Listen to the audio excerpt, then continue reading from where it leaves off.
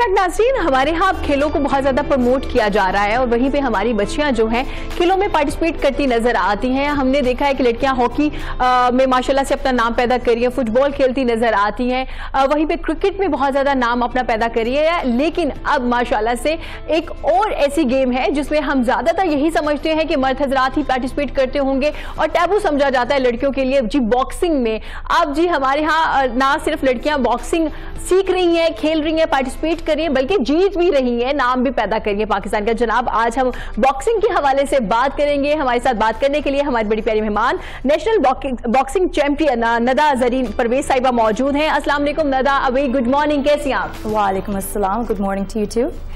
Very good morning Nada, आपका नाम बहुत मुख्तलिफ है और बहुत प्यारा है, क्योंकि मुझे ये निदा लग रहा था लेकिन ये एग्जैक्टली नेम जो प्रोनाउंस हो रहा है वो नदा है, राइट? जी जी बिल्कुल ऐसा ही है। नदा मतलब क्या है इसका? सुबह की शबनम।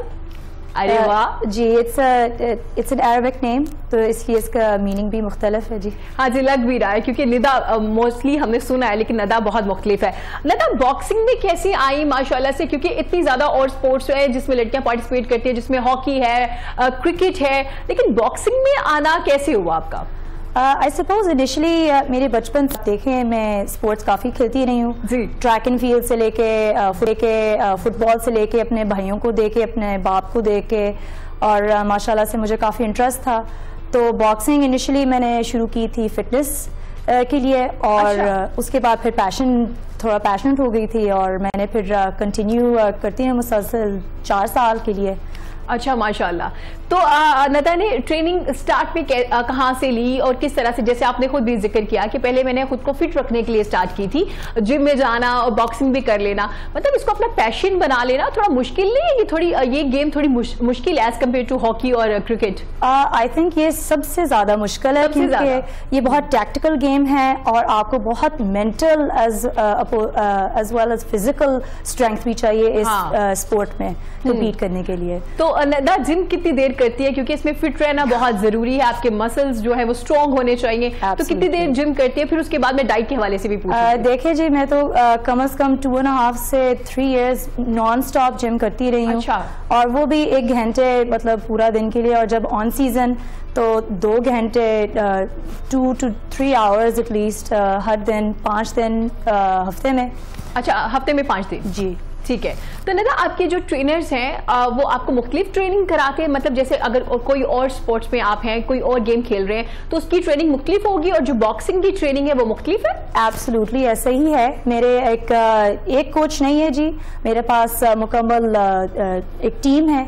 और मेरा जो स्ट्रेंथ एंड कंडीशनिंग कोच है जहांगीर नवाज शेप्स है, वो मेरा प्लायोमेट्रिक्स पे एक्सप्लोसिवनेस और स्ट्रेंथ वगैरह ट्रेनिंग फोकस करता है। और मेरी जो स्पोर्ट्स स्पेसिफिक, जो बॉक्सिंग स्पेसिफिक ड्रिल्स होते हैं, फुट ड्रिल्स और अपने पैड वर्क और स्पारिंग वगैरह, वो मैं कोच मोहम्मद तारक से करती हूँ। और उन्होंने ट्रेन किया जी ये वसीम जो हमारा द फैल्कन है, द इन्फेमस, तो उसके साथ मैं ये दोनों ट्रेनिंग पैटर्न्स लेके फिर मैं आगे अपना रनिंग भी साथ करती हूँ, स्विमिंग भी, ताकि मेरा वो फिटनेस लेवल मुकम्मल। अच्छा जी, वो मुकम्मल हो। तो नदा थोड़ा मुश्किल नहीं है एक लड़की के लिए बॉक्सिंग करना, क्योंकि जैसे लड़की एक नाजुक सी होती है, मैंने पहले भी कहा कि बहुत कम लड़कियां हैं गेम्स में पार्टिसिपेट करती हैं। हाँ, अब वक्त थोड़ा चेंज हो गया, अब तादाद में ज्यादा हो गई हैं लड़कियां, तो बॉक्सिंग में अभी पीछे कोई आपके जूनियर्स आ रही हैं, वो आपसे इम्प्रेस होती हैं, वो चाहती हैं कि वो भी बॉक्सिंग करें? एब्सोल्युटली, जो देखते हैं मुझे जिम में वो कहते हैं कि हमने भी शुरू करनी है, क्योंकि ये एक मुख्तलिफ स्पोर्ट है और इसके वजह से मुझे काफ़ी एक्सपोजर भी मिली थी लंदन में। अपनी यूनिवर्सिटी में मैं जब अपना करती थी तो उधर उन्होंने मुझे नाइकी वालों ने अप्रोच किया था, तो उनके साथ मैं एक प्रोग्राम मैंने की थी, उनका एक रिप्रेजेंटेटिव थी। अरे गुड। तो उसके थ्रू भी काफ़ी मुझे अपॉर्चुनिटीज़ मिली थी। और एज अ स्पोर्ट मुझे तो बहुत पैशन है और मुझे तो बहुत खुशी होगी अगर बाकी लड़कियां ये देखें और शुरू करें। हाँ बिल्कुल, ये बहुत ज़रूरी भी है। नदा थोड़ा बॉक्सिंग के हवाले से बताइएगा, पाकिस्तान में कितना इसको प्रमोट किया जा रहा है? पाकिस्तान स्पोर्ट्स कॉम्प्लेक्स किस तरह से लेके इनको आगे चल रहे हैं? क्या टूर्नामेंट कोई हो रहे हैं पाकिस्तान में? क्या जितने होने चाहिए क्या उतने हो रहे हैं? मेरे ख्याल से अब अपकमिंग हमारे पंजाब गेम्स आ रहे हैं जी, और मेरे ख्याल से जितना प्रमोट कर सकते उतना नहीं प्रमोट किया जा रहा है। अलबत्ता जो चैंपियनशिप्स हो रहे थे, काफी बिलबोर्ड्स लगे हुए थे, काफी थोड़ा बहुत प्रमोट हुआ था, जो कि मुझे बहुत खुशी है इस बात की।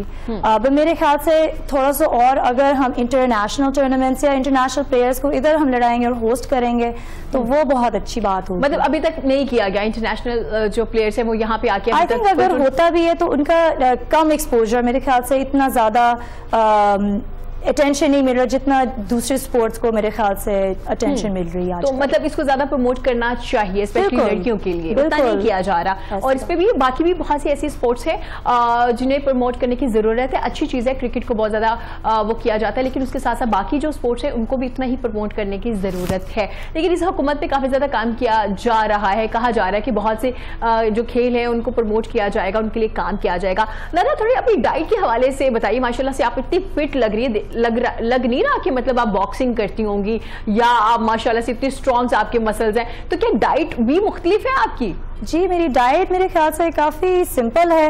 अच्छा, सिंपल है। मैं अपना प्रोटीन इंटेक केयरफुली मॉनिटर करती हूँ, और इसके बारे में मैं ये कहूँगी कि मैं अपना शौहर के साथ अपने एक न्यूट्रिशन वाली बिजनेस भी शुरू की, ताकि हम लोगों को एजुकेट कर सकते हैं कि आपकी जब जो ईटिंग है वो आपके एक लाइफस्टाइल होती है। इसके मतलब ये नहीं कि आपने सारा कुछ छोड़ देना।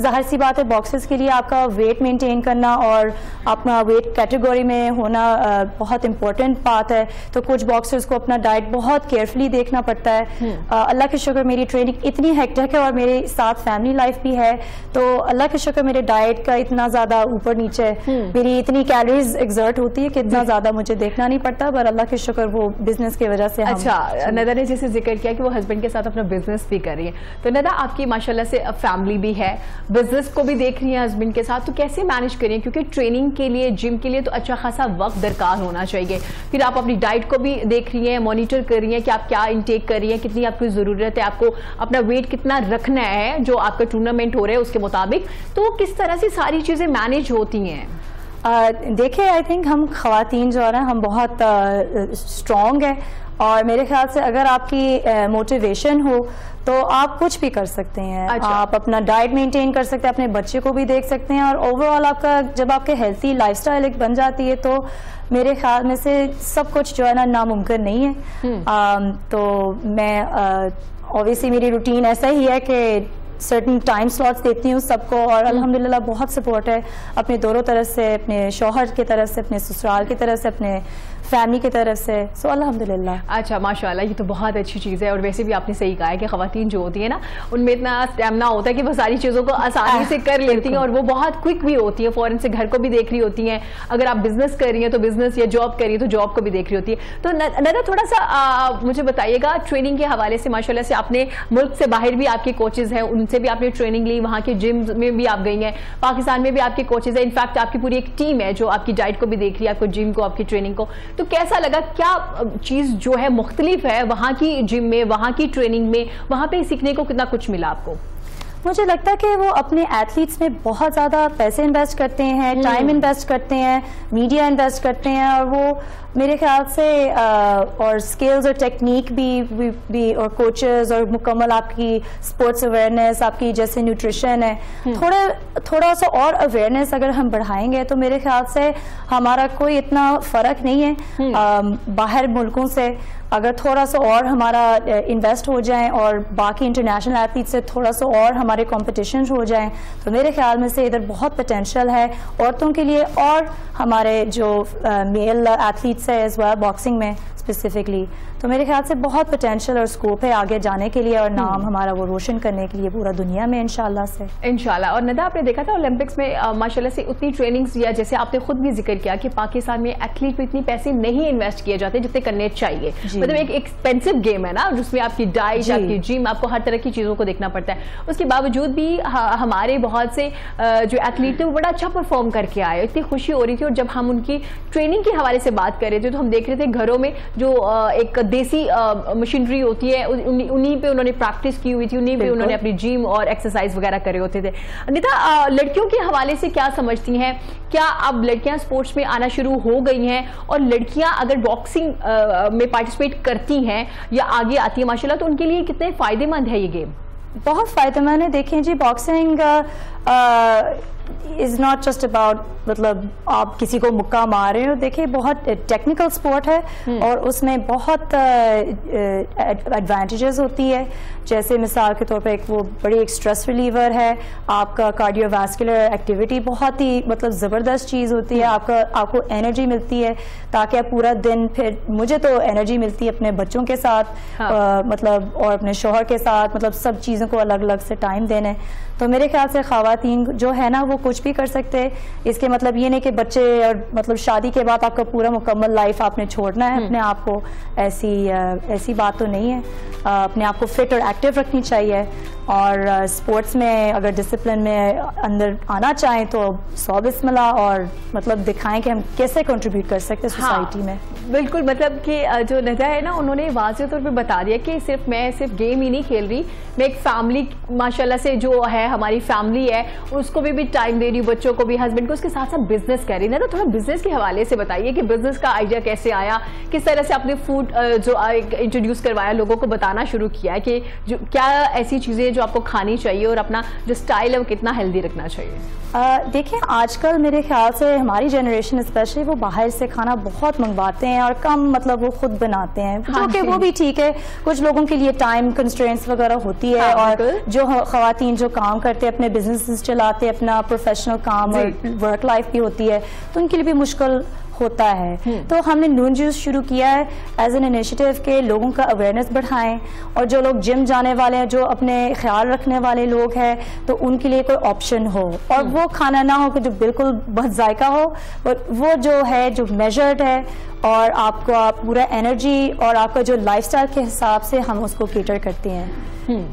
ठीक है नदा, थोड़ा ये भी बताइए कि पाकिस्तान में टूर्नामेंट आपने कहा जितने होने चाहिए उतने नहीं हो रहे, ना ही इंटरनेशनल प्लेयर्स जो यहाँ पे आए, अगर वो आते हैं तो प्ले करते हैं तो ऑफकोर्स ज़्यादा अपॉर्चुनिटीज़ भी मिलेगी और ज़्यादा आप ग्रो भी कर रहे होते हैं। तो नदा, यहाँ पे स्कूल सिस्टम के हवाले से बताइए। हमारे यहाँ स्कूल्स में भी स्पोर्ट्स पे इतना फोकस नहीं किया जाता। जब आप स्कूल में थी, यूनिवर्सिटी में थी, आप तब भी गेम्स में पार्टिसिपेट कर रही थी, और जो बाकी लड़कियाँ आपके साथ क्या करती थी, क्या वो भी अभी स्टिल किसी न किसी गेम में है या वो छोड़ चुकी हैं? आई थिंक पाकिस्तान काफ़ी आगे मतलब हो चुका है, क्योंकि जब मैं चैम्पियनशिप्स में फर्स्ट टाइम compete कर रही थी तो काफ़ी लड़कियां मुझे नज़र आई थी, जो कि मुझे बहुत खुशी हुई थी। ऐसे तो पहले नहीं होता था। इवन लंदन में उधर आपका वेट कैटेगरी के हिसाब से हमें इतना मतलब लड़कियां नहीं मिलती, अपोनेंट्स नहीं मिलते थे। तो ये बड़ी मतलब ये बात तो मैंने नहीं देखी थी इस चैम्पियनशिप में। तो मेरे ख्याल से स्कूल्स में ज़रूर उनको फोकस करनी चाहिए, और किसी स्पोर्ट्स डिसिप्लिन में, टेनिस से लेके, फुटबॉल से लेके, ट्रैक एंड फील्ड से लेके, ताकि हमारे जो एकेडमिक्स जो है ना वो हमारा एक फिजिकल एक्टिविटी के साथ अगर मैच हो जाए तो फिर हम इंटरनेशनल स्टैंडर्ड्स पे इंशाल्लाह से हम फिर उस रैम में आ जाएंगे। अच्छा नदा, जब यूनिवर्सिटी में थी, डिफरेंट गेम्स में पार्टिसिपेट करती थी, जैसे यूनिवर्सिटीज में स्पोर्ट्स डेज भी होता है, उसमें भी तो आपने सोचा था माशाल्लाह से आप नेशनल लेवल की अब प्लेयर बनेगी और अब इंशाल्लाह इंटरनेशनल लेवल पे भी जाके प्ले करेंगी? तो कभी सोचा था कि मैं इसको प्रोफेशनली लेके चलूंगी और मेरा ये जुनून ही बन जाएगा कि मुझे बॉक्सिंग ही करनी है? देखिए जी, मेरा बिल्कुल इरादा नहीं था और ख्याल नहीं था कि मुझे इस मौका मिलेगा। तो अल्लाह के शुक्र, अल्लाह ने मुझे बहुत इज़्ज़त दिया है कि मैं जीत गई हूँ। और बस ये है कि इंशाल्लाह से जो भी आगे से टूर्नामेंट हो, बॉक्सिंग फेडरेशन ने मुझे नॉमिनेट किया है, अब देखते हैं अगर इंशाल्लाह से मैं कॉमनवेल्थ में जाके शामिल होकर कम्पीट कर लूँ तो बड़ी फ़ख्र वाली बात होगी। हाँ बिल्कुल, इंशाल्लाह बेस्ट विशेस भी आपके साथ है निदा, इंशाल्लाह आप ज़रूर पार्टिसिपेट करेंगे। निदा, थोड़ा बताइएगा फैमिली ने कितना सपोर्ट किया जब आपने बॉक्सिंग को चूज़ कर लिया अपने लिए कि अच्छा मैं अब इसको लेके इंशाल्लाह चलूंगी? क्योंकि हमारे यहाँ थोड़ा हो जाता है ना कि फैमिली में अगर अब्बा साथ दे रहे हैं तो अम्मा थोड़ा सा हो जाता है कि अच्छा लड़की है, ऊपर से बॉक्सिंग की तरफ जाना, और फिर फैमिली में कोई ना कोई ऐसा ज़रूर होता है वो जो कहता है कि नहीं कोई और गेम सिलेक्ट कर लो, ये मत करो। बिल्कुल ऐसे ही था। मेरा अबू ने बहुत कोशिश किया कि मैं किसी किसी तरह टेनिस में और स्विमिंग में या किसी और चीज़ में मैं अपना फोकस रखूं। और बॉक्सिंग का नाम सुन के वो भी थोड़ा डर गए थे, मगर अल्लाह के शुक्र वो बहुत सपोर्टिव है। और एक ये बहुत अहम बात है कि उन्होंने मेरे भाइयों की तरह बराबरी मतलब रखा है कि जो जो अपॉर्चुनिटीज़ उनको मिला गया मुझे भी मिली थी एजुकेशन में और साथ स्पोर्ट्स में। तो तालीम और स्पोर्ट्स दोनों चीज़ें हैं साथ साथ में अल्हम्दुलिल्लाह मैं लेके चलती हूँ। अच्छा दादा, फैमिली में कोई और है जो स्पोर्ट्स में है या कोई और है जो अभी गेम्स में बड़ा इंटरेस्ट शो करता है पेरेंट्स में? मेरे ससुराल भी बड़े एक्टिव है अल्हम्दुलिल्लाह। हम वो हेल्थ क्लब वो चलाते हैं शेप्स के नाम से, और मेरा फादर इन लॉ भी काउंटी क्रिकेट खेलते थे। जबरदस्त। और तो अल्हम्दुलिल्लाह मैं भी खुद हाउस कैप्टन रही अपना हाई स्कूल में। तो अल्हम्दुलिल्लाह अपने ससुराल की तरफ से मेरे अपने फैमिली से बहुत एक्टिविटी और स्पोर्ट्स प्रमोट की जाती है, इसीलिए वो अंडरस्टैंडिंग भी ज्यादा टाइम मैनेज हो जाता है क्योंकि उनको पता है कि कितना टाइम चाहिए आपको जिम में। निधा, जिम के हवाले से थोड़ा बताते जाए। आपने कहा कि वीक में आप 5 दिन करती हैं और एक दिन में 2 या 3 घंटे। हमारे यहाँ कॉन्सेप्ट है कि हम 6 दिन 7 दिन जिम जरूर करते हैं, तो क्या इससे कोई फर्क पड़ता है? मतलब कि 5 दिन जिम बहुत फ़र्क पड़ता है। आपका पूरा एनर्जी लेवल से लेके आपकी जो हेल्थ कंडीशंस आप देख लीजिएगा, जितने मतलब यंग लड़कियां और यंग मतलब मेल्स भी है, उनकी कितने मेडिकल प्रॉब्लम्स भी शुरू हो रहे हैं, और ये सारा कुछ खाने पीने और इनएक्टिविटी से हो रहा है। तो मैं तो ज़रूर इंकरेज करेंगे कि अगर घंटा भी नहीं, आधा घंटा या इवन 20 मिनट अगर बंदा जाके अपना थोड़ा सा एक्टिव रहें तो बहुत ही फ़र्क पड़ेगा। ठीक है। नज़र थोड़ा लड़कियों के हवाले से भी बताते चले। अच्छा, मुझे बताइए अभी कितने लोग हैं जो नेशनली प्ले कर रहे हैं? आप मतलब जो आपके जूनियर्स हैं या आपके साथ हैं, कितनी तादाद में लड़कियां हैं, और आप क्या समझती हैं कि मजीद लड़कियों को किस तरह से लेके आ सकते हैं स्पोर्ट्स में, किस तरह से अवेयरनेस दी जा सकती है स्पोर्ट्स के हवाले से?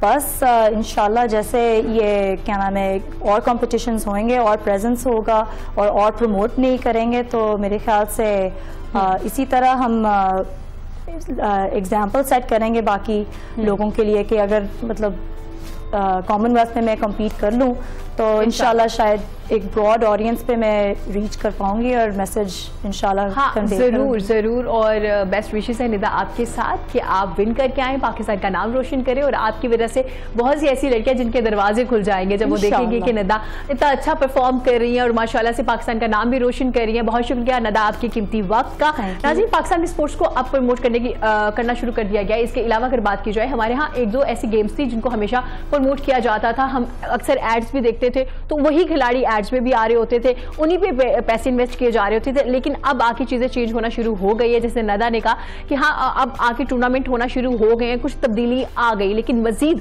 अपने एथलीट पे जितने पैसे खर्च करने चाहिए, जितने कोचेज उनके पास मौजूद होने चाहिए उनकी ट्रेनिंग के लिए, अभी उतने नहीं हुए। अगर पाकिस्तान में पाकिस्तानी एथलीट्स पे इतने पैसे इन्वेस्ट किए जाएं, उनका जो बजट है वो उनको दिया जाए, उनकी डाइट पे, उनकी ट्रेनिंग पे, उनके कोचेज उन पे इतनी मेहनत करें, तो इंशाल्लाह ओलंपिक्स में बहुत से गोल्ड मेडल जो हैं वो पाकिस्तान में आएंगे। अगर इस तरह अभी से करना शुरू कर दिया जाए। जब ओलंपिक्स में हम जाते हैं तो हम देखते हैं कि हमारी जो उम्मीदें होती हैं वो अपने एथलीट से बहुत ज़्यादा होती हैं। हम कहते हैं कि जनाब फॉरेन से हमारे पास ये गोल्ड मेडल आ जाए। जब हम देखते हैं दूसरी कंट्रीज में कि वो कितनी मेहनत करते हैं अपने एथलीट्स पे, कितना बजट उन्होंने लगाया होता है, कितनी इन्वेस्टमेंट की होती है, उसके बाद जाहिर है जब आप जितना इन्वेस्टमेंट करेंगे, जितनी ट्रेनिंग्स देंगे अपने खिलाड़ियों को, ऑफ कोर्स गोल्ड मेडल वही जीतेंगे। लेकिन बेस्ट विशेस है नदा के साथ भी, और इनकी वजह से बहुत सी लड़कियां भी स्पोर्ट्स में आएंगी।